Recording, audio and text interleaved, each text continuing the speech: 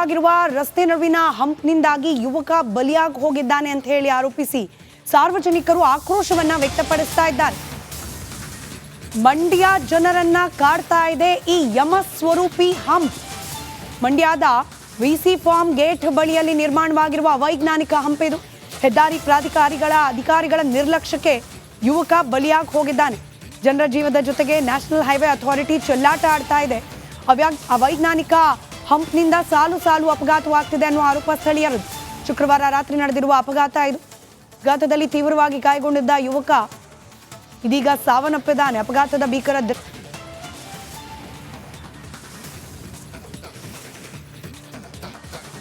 CCTV ದೃಶ್ಯವನ್ನ ಗಮನಿಸ್ತಾ ಇದ್ದೀರಿ. ಅವೈಜ್ಞಾನಿಕವಾಗಿ ಹಂಪನ್ನ ನಿರ್ಮಾಣ ಮಾಡಲಾಗಿದೆ. ಇದರಿಂದಾಗಿ ಸಾಲು ಸಾಲು ಅಪಘಾತಗಳು ಸಂಭವಿಸ್ತಾ ಇದೆ ಅಂತ ಹೇಳಿ ಅಲ್ಲಿನ ಸ್ಥಳೀಯರು ಹೇಳ್ತಾ ಇರೋದು. ಅದರಲ್ಲೂ ಘಟನೆ ನಡೆದ ಸಂದರ್ಭದ ದೃಶ್ಯವನ್ನ ನೀವು ಗಮನಿಸ್ತಾ ಇರಬಹುದು. ಸಿಸಿಟಿವಿಯಲ್ಲಿ ಕ್ಯಾಪ್ಚರ್ ಆದ ದೃಶ್ಯ ಇದು.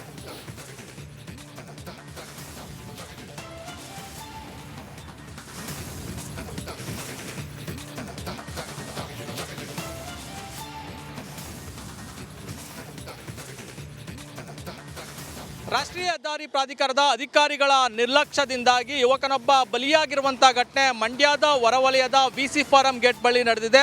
ಆ ಘಟನಾ ಸ್ಥಳದಲ್ಲಿ ಇದೀನಿ. ಈ ದೃಶ್ಯದಲ್ಲಿ ಗಮನಿಸಬಹುದು, ಬೆಂಗಳೂರು ಮೈಸೂರು ನಡುವಿನ ರಾಷ್ಟ್ರೀಯ ಹಳೆ ಹೆದ್ದಾರಿ ಇದು.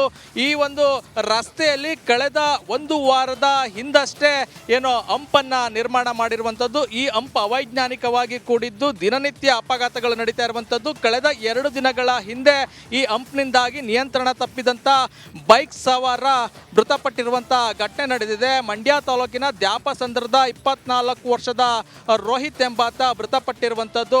ಏನೋ ಮೈಸೂರು ಕಡೆಯಿಂದ ಬರ್ತಿದ್ದಂಥ ರೋಹಿತ್ ಈ ಒಂದು ಹಂಪ್ ಇರೋದನ್ನ ಗಮನಿಸಲಿಲ್ಲ. ಯಾಕೆಂದ್ರೆ ರಾತ್ರಿ ವೇಳೆ ಈ ಹಂಪ್ ಇದೇನೋದೇ ಗೊತ್ತಾಗೋದಿಲ್ಲ. ಹಂಪ್ ಹತ್ರ ಬಂದು ನಿಯಂತ್ರಣ ತಪ್ತಾನೆ. ಸುಮಾರು 20 ಮೀಟರ್ ದೂರ ಹೋಗಿ ಗಾಡಿಯಿಂದ ರೋಹಿತ್ ಕೆಳಗಡೆ ಬೀಳುವಂಥದ್ದು. ಆನಂತರ ಗಾಡಿ ಬೀಳುತ್ತೆ. ರೋಹಿತ್ ಯಾವಾಗ ಗಾಡಿಯಿಂದ ಕೆಳಗಡೆ ಬೀಳ್ತಾನೆ, ತಲೆ ಭಾಗಕ್ಕೆ ಹೇಟಾಗಿ ತೀವ್ರ ರಕ್ತ ಸ್ರಾವವಾಗಿ ಗಾಯಗೊಂಡಿದ್ದ. ಆಸ್ಪತ್ರೆಗೆ ಸಾಗಿಸಿದ್ರಾದ್ರೂ ಕೂಡ ಆತ ಮೃತಪಟ್ಟಿರುವಂಥದ್ದು. ಇನ್ನು ಆ ರೋಹಿತ್ ಸ್ಥಳೀಯ ಕಾಂಗ್ರೆಸ್ ಮುಖಂಡ ಶಂಕರಲಿಂಗೇಗೌಡ ಅವರ ಏಕೈಕ ಪುತ್ರ, ಒಬ್ಬನೇ ಪುತ್ರ. ಈಗ ಅವೈಜ್ಞಾನಿಕ ಹಂಪ್ನಿಂದಾಗಿ ಒಬ್ಬನೇ ಮಗನನ್ನ ಸ್ಥಳೀಯ ಕಾಂಗ್ರೆಸ್ ಮುಖಂಡ ಶಂಕರಲಿಂಗೇಗೌಡ ಎಂಬವರು ಮಗನನ್ನ ಕಳ್ಕೊಂಡಿರುವಂಥದ್ದು. ಇನ್ನು ದೃಶ್ಯದಲ್ಲಿ ಗಮನಿಸಬಹುದು, ಈ ಹಂಪನ್ನ ಕಳೆದ ವಾರ ನಿರ್ಮಾಣ ಮಾಡಿದ್ದಾರೆ. ಹಂಪನ್ನ ನಿರ್ಮಾಣ ಮಾಡಿದಂಥ ಸಂದರ್ಭದಲ್ಲಿ ಸಾಮಾನ್ಯ ಜ್ಞಾನ ಏನು ಅಂದರೆ ವೈಟ್ ಟ್ಯಾಪಿಂಗ್ ಅನ್ನು ಹಾಕಬೇಕು. ಇನ್ನು ಹೆದ್ದಾರಿಗಳಲ್ಲಿ ಈ ರೀತಿ ಹಂಪ್ಗಳನ್ನು ಹಾಕಲೇಬಾರ್ದು. ಆ ಥರದೊಂದು ನಿಯಮಗಳಿದ್ರೂ ಕೂಡ ಇಷ್ಟೊಂದು ಎತ್ತರವಾಗಿ ಹಂಪನ್ನು ನಿರ್ಮಾಣ ಮಾಡಲಾಗಿದೆ. ಸಾಕಷ್ಟು ಇಲ್ಲಿ ಅಪಘಾತಗಳು ನಡೀತಾ ಇದೆ. ಆದರೂ ಕೂಡ ಅಧಿಕಾರಿಗಳು ಎಚ್ಚೆತ್ತುಕೊಳ್ಳುವಂಥ ಕೆಲಸವನ್ನು ಮಾಡಿಲ್ಲ. ಇದರಿಂದಾಗಿ ಬೈಕ್ ಸವಾರರು ಹಾಗೂ ವಾಹನ ಸವಾರರು ಇಲ್ಲಿ ತೊಂದರೆಯನ್ನು ಅನುಭವಿಸ್ತಾ ಇರುವಂಥದ್ದು. ಸಾಕಷ್ಟು ಅಪಘಾತಗಳು ನಡೀತಾ ಇರೋದ್ರಿಂದ ಸಾಕಷ್ಟು ಪ್ರಾಣ ಹಾನಿ ಹಾಗೂ ಗಾಯಗೊಳ್ಳುವಂಥ ಘಟನೆಗಳು ಹೆಚ್ಚಾಗ್ತಾ ಇದೆ. ಇನ್ನಾದರೂ ಕೂಡ ಹೆದ್ದಾರಿ ಪ್ರಾಧಿಕಾರದ ಅಧಿಕಾರಿಗಳು ಎಚ್ಚೆತ್ತುಕೊಳ್ಬೇಕು. ಅದ್ರ ಜೊತೆಗೆ ಮಂಡ್ಯ ಜಿಲ್ಲಾಡಳಿತವು ಕೂಡ ಎಚ್ಚೆತ್ಕೊಂಡು ತತ್ಕ್ಷಣವೇ ಇಲ್ಲಿ ಅವೈಜ್ಞಾನಿಕ ಹಂಪನ್ನು ತೆರವುಗೊಳಿಸಬೇಕು ಅಂತೇಳಿ ಸಾರ್ವಜನಿಕರು ಆಗ್ರಹಿಸ್ತಾ ಇದ್ದಾರೆ. ಕ್ಯಾಮ್ರಾಮನ್ ಜೊತೆ ಆನಂದ್, ರಿಪಬ್ಲಿಕ್ ಕನ್ನಡ, ಮಂಡ್ಯ. ತಪ್ಪಾಗಿರುವ ರಸ್ತೆ ನಡುವಿನ ಹಂಪ್ನಿಂದಾಗಿ ಯುವಕ ಬಲಿಯಾಗಿ ಹೋಗಿದ್ದಾನೆ ಅಂತ ಹೇಳಿ ಆರೋಪಿಸಿ ಸಾರ್ವಜನಿಕರು ಆಕ್ರೋಶವನ್ನ ವ್ಯಕ್ತಪಡಿಸ್ತಾ ಇದ್ದಾರೆ. ಮಂಡ್ಯ ಜನರನ್ನ ಕಾಡ್ತಾ ಇದೆ ಈ ಯಮ ಸ್ವರೂಪಿ ಹಂಪ್. ಮಂಡ್ಯದ ವಿಸಿ ಫಾರ್ಮ್ ಗೇಟ್ ಬಳಿಯಲ್ಲಿ ನಿರ್ಮಾಣವಾಗಿರುವ ಅವೈಜ್ಞಾನಿಕ ಹಂಪ್ ಇದು. ಹೆದ್ದಾರಿ ಪ್ರಾಧಿಕಾರಿಗಳ ಅಧಿಕಾರಿಗಳ ನಿರ್ಲಕ್ಷ್ಯಕ್ಕೆ ಯುವಕ ಬಲಿಯಾಗಿ ಹೋಗಿದ್ದಾನೆ. ಜನರ ಜೀವದ ಜೊತೆಗೆ ನ್ಯಾಷನಲ್ ಹೈವೇ ಅಥಾರಿಟಿ ಚೆಲ್ಲಾಟ ಆಡ್ತಾ ಇದೆ. ಅವೈಜ್ಞಾನಿಕ ಹಂಪ್ನಿಂದ ಸಾಲು ಸಾಲು ಅಪಘಾತವಾಗ್ತಿದೆ ಅನ್ನುವ ಆರೋಪ ಸ್ಥಳೀಯರದು. ಶುಕ್ರವಾರ ರಾತ್ರಿ ನಡೆದಿರುವ ಅಪಘಾತ ಇದು. ಅಪಘಾತದಲ್ಲಿ ತೀವ್ರವಾಗಿ ಗಾಯಗೊಂಡಿದ್ದ ಯುವಕ ಇದೀಗ ಸಾವನ್ನಪ್ಪಿದ್ದಾನೆ. ಅಪಘಾತದ ಭೀಕರ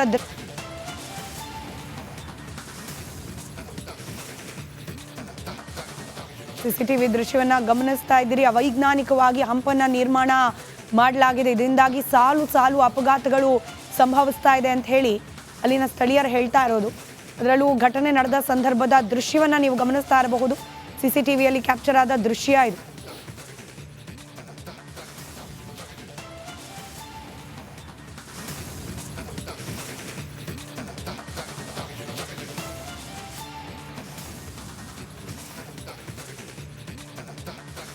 ರಾಷ್ಟ್ರೀಯ ಹೆದ್ದಾರಿ ಪ್ರಾಧಿಕಾರದ ಅಧಿಕಾರಿಗಳ ನಿರ್ಲಕ್ಷ್ಯದಿಂದಾಗಿ ಯುವಕನೊಬ್ಬ ಬಲಿಯಾಗಿರುವಂಥ ಘಟನೆ ಮಂಡ್ಯದ ಹೊರವಲಯದ ವಿಸಿ ಫಾರಂ ಗೇಟ್ ಬಳಿ ನಡೆದಿದೆ. ಆ ಘಟನಾ ಸ್ಥಳದಲ್ಲಿ ಇದೀನಿ. ಈ ದೃಶ್ಯದಲ್ಲಿ ಗಮನಿಸಬಹುದು, ಬೆಂಗಳೂರು ಮೈಸೂರು ನಡುವಿನ ರಾಷ್ಟ್ರೀಯ ಹಳೆ ಹೆದ್ದಾರಿ ಇದು. ಈ ಒಂದು ರಸ್ತೆಯಲ್ಲಿ ಕಳೆದ ಒಂದು ವಾರದ ಹಿಂದಷ್ಟೇ ಏನೋ ಹಂಪನ್ನು ನಿರ್ಮಾಣ ಮಾಡಿರುವಂಥದ್ದು. ಈ ಹಂಪ್ ಅವೈಜ್ಞಾನಿಕವಾಗಿ ಕೂಡಿದ್ದು, ದಿನನಿತ್ಯ ಅಪಘಾತಗಳು ನಡೀತಾ ಇರುವಂಥದ್ದು. ಕಳೆದ 2 ದಿನಗಳ ಹಿಂದೆ ಈ ಹಂಪ್ನಿಂದಾಗಿ ನಿಯಂತ್ರಣ ತಪ್ಪಿದಂಥ ಬೈಕ್ ಸವಾರ ಮೃತಪಟ್ಟಿರುವಂಥ ಘಟನೆ ನಡೆದಿದೆ. ಮಂಡ್ಯ ತಾಲೂಕಿನ ದ್ಯಾಪಸಂದ್ರದ 24 ವರ್ಷದ ರೋಹಿತ್ ಎಂಬಾತ ಮೃತಪಟ್ಟಿರುವಂಥದ್ದು. ಏನು ಮೈಸೂರು ಕಡೆಯಿಂದ ಬರ್ತಿದ್ದಂಥ ರೋಹಿತ್ ಈ ಒಂದು ಹಂಪ್ ಇರೋದನ್ನ ಗಮನಿಸಲಿಲ್ಲ. ಯಾಕೆಂದ್ರೆ ರಾತ್ರಿ ವೇಳೆ ಈ ಹಂಪ್ ಇದೆ ಅನ್ನೋದೇ ಗೊತ್ತಾಗೋದಿಲ್ಲ. ಹಂಪ್ ಹತ್ರ ಬಂದು ನಿಯಂತ್ರಣ ತಪ್ತಾನೆ. ಸುಮಾರು 20 ಮೀಟರ್ ದೂರ ಹೋಗಿ ಗಾಡಿಯಿಂದ ರೋಹಿತ್ ಕೆಳಗಡೆ ಬೀಳುವಂಥದ್ದು. ಆನಂತರ ಗಾಡಿ ಬೀಳುತ್ತೆ. ರೋಹಿತ್ ಯಾವಾಗ ಗಾಡಿಯಿಂದ ಕೆಳಗಡೆ ಬೀಳ್ತಾನೆ, ತಲೆ ಭಾಗಕ್ಕೆ ಹೇಟಾಗಿ ತೀವ್ರ ರಕ್ತ ಸ್ರಾವವಾಗಿ ಗಾಯಗೊಂಡಿದ್ದ. ಆಸ್ಪತ್ರೆಗೆ ಸಾಗಿಸಿದ್ರಾದ್ರೂ ಕೂಡ ಆತ ಮೃತಪಟ್ಟಿರುವಂಥದ್ದು. ಇನ್ನು ಆ ರೋಹಿತ್ ಸ್ಥಳೀಯ ಕಾಂಗ್ರೆಸ್ ಮುಖಂಡ ಶಂಕರಲಿಂಗೇಗೌಡ ಅವರ ಏಕೈಕ ಪುತ್ರ, ಒಬ್ಬನೇ ಪುತ್ರ. ಈಗ ಅವೈಜ್ಞಾನಿಕ ಹಂಪ್ನಿಂದಾಗಿ ಒಬ್ಬನೇ ಮಗನನ್ನ ಸ್ಥಳೀಯ ಕಾಂಗ್ರೆಸ್ ಮುಖಂಡ ಶಂಕರಲಿಂಗೇಗೌಡ ಎಂಬವರು ಮಗನನ್ನ ಕಳ್ಕೊಂಡಿರುವಂಥದ್ದು. ಇನ್ನು ದೃಶ್ಯದಲ್ಲಿ ಗಮನಿಸಬಹುದು, ಈ ಹಂಪನ್ನ ಕಳೆದ ವಾರ ನಿರ್ಮಾಣ ಮಾಡಿದ್ದಾರೆ.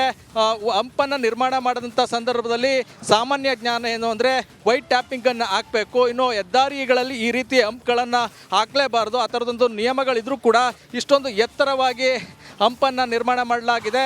ಸಾಕಷ್ಟು ಇಲ್ಲಿ ಅಪಘಾತಗಳು ನಡೀತಾ ಇದೆ.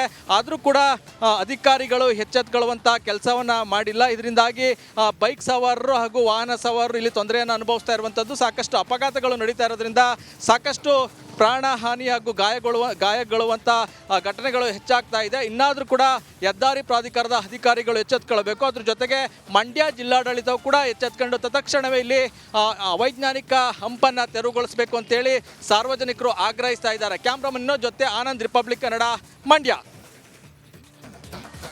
ಆಗಿರುವ ರಸ್ತೆ ನಡುವಿನ ಹಂಪ್ನಿಂದಾಗಿ ಯುವಕ ಬಲಿಯಾಗಿ ಹೋಗಿದ್ದಾನೆ ಅಂತ ಹೇಳಿ ಆರೋಪಿಸಿ ಸಾರ್ವಜನಿಕರು ಆಕ್ರೋಶವನ್ನ ವ್ಯಕ್ತಪಡಿಸ್ತಾ ಇದ್ದಾರೆ. ಮಂಡ್ಯ ಜನರನ್ನ ಕಾಡ್ತಾ ಇದೆ ಈ ಯಮ ಸ್ವರೂಪಿ ಹಂಪ್.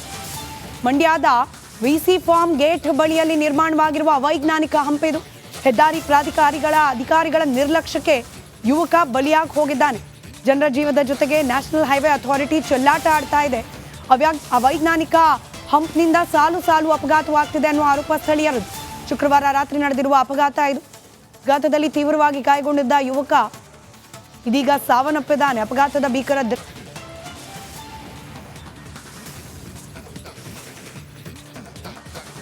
ಸಿಸಿಟಿವಿ ದೃಶ್ಯವನ್ನ ಗಮನಿಸ್ತಾ ಇದ್ದೀರಿ. ಅವೈಜ್ಞಾನಿಕವಾಗಿ ಹಂಪನ್ನ ನಿರ್ಮಾಣ ಮಾಡಲಾಗಿದೆ. ಇದರಿಂದಾಗಿ ಸಾಲು ಸಾಲು ಅಪಘಾತಗಳು ಸಂಭವಿಸ್ತಾ ಇದೆ ಅಂತ ಹೇಳಿ ಅಲ್ಲಿನ ಸ್ಥಳೀಯರು ಹೇಳ್ತಾ ಇರೋದು. ಅದರಲ್ಲೂ ಘಟನೆ ನಡೆದ ಸಂದರ್ಭದ ದೃಶ್ಯವನ್ನ ನೀವು ಗಮನಿಸ್ತಾ ಇರಬಹುದು. ಸಿಸಿಟಿವಿಯಲ್ಲಿ ಕ್ಯಾಪ್ಚರ್ ಆದ ದೃಶ್ಯ ಇದು.